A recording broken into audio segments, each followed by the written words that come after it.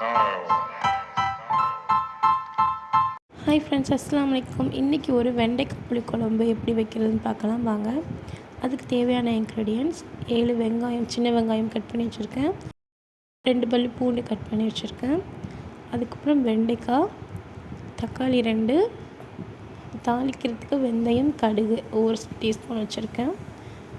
அப்புறம் புளி ஒரு சின்ன நெல்லிக்காய் ஊற வச்சுருக்கேன். தேங்காய் பால் எடுத்து வச்சுருக்கேன் கெட்டியாக.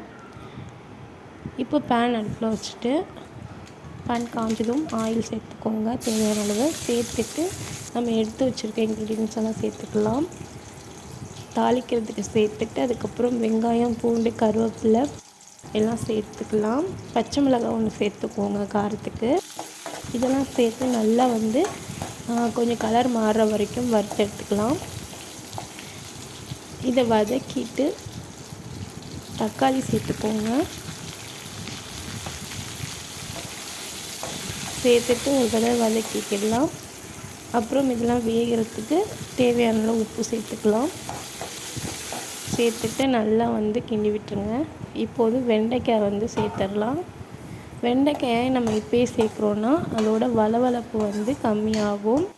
அதுக்காக வெண்டைக்காய் தாளிக்கும் போது சேர்த்து நல்லா வதக்கி விட்டுறணும். அப்புறம் வெண்டைக்காய் நல்லா வதங்கிடுச்சு. இப்போது நம்ம எடுத்து வச்சுருக்க மசாலாவெல்லாம் சேர்த்துக்கலாம். மிளகாய்த்தூள் 1 ஸ்பூன் சேர்த்துக்கோங்க டீஸ்பூனில். அதுக்கப்புறம் மல்லித்தூள் 2 ஸ்பூன் சேர்த்துக்கணும். மஞ்சத்தூள் 1 டீஸ்பூன் சேர்த்துக்கணும்.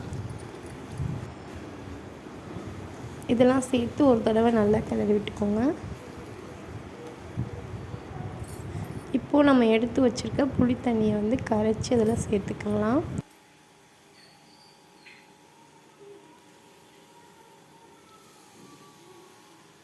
உங்களால் அதை கையில் வடிகட்டி அப்படியே சேர்க்க முடியும்னாலும் சேர்த்துக்கலாம். இல்லாட்டி தனியாக வடிகட்டியை வச்சு இருத்து நீங்கள் தனியாக தண்ணியை எடுத்து சேர்த்துக்கலாம். இப்போ சேர்த்தாச்சு. தேவையான அளவு தண்ணி சேர்த்துட்டு நல்லா கலந்து விட்டு மூடி போட்டு கொதிக்க விடுங்க ஒரு 10 நிமிஷத்துக்கு. 10 நிமிஷம் ஆச்சு. ஓப்பன் பண்ணி பார்க்கலாம். நல்லா கொதிச்சிருக்கு. இப்போ நம்ம எடுத்து வச்சுருக்க தேங்காய் பாலை சேர்த்துக்கிறலாம்.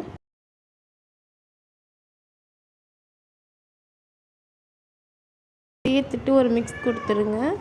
மிக்ஸ் பண்ணிவிட்டு மூடி போட்டு ஒரு 5 மினிட்ஸ்க்கு கொதிக்கணும்னா ரொம்ப கொதிச்சிடக்கூடாது. கொஞ்சம் நுரத்தள்ளின மாதிரி ரசத்துக்கு எப்படி பண்ணுவோமோ அந்த மாதிரி நுரத்தள்ளின மாதிரி வந்ததுமே ஸ்டவ் ஆஃப் பண்ணிடணும். இல்லாட்டியும் தேங்காய் பால் திரண்டு போயிடும். இப்போ பாருங்கள், நல்லா இந்த ஸ்டேஜில் ஸ்டவ் ஆஃப் பண்ணிவிடுங்க. இப்போ நல்லா வெண்டைக்காவெல்லாம் வெந்து குழம்பு நம்மளுக்கு ரெடி ஆகிடுச்சு. புளிக்குழம்பு. இந்த குழம்பு நீங்களும் வச்சு பார்த்துட்டு எப்படி இருந்துச்சுன்னு கமெண்ட்டில் சொல்லுங்கள். வீடியோ பிடிச்சிருந்தா லைக் பண்ணி, ஷேர் பண்ணி, கமெண்ட் பண்ணி, சப்ஸ்கிரைப் பண்ணிவிடுங்க. Bye friends.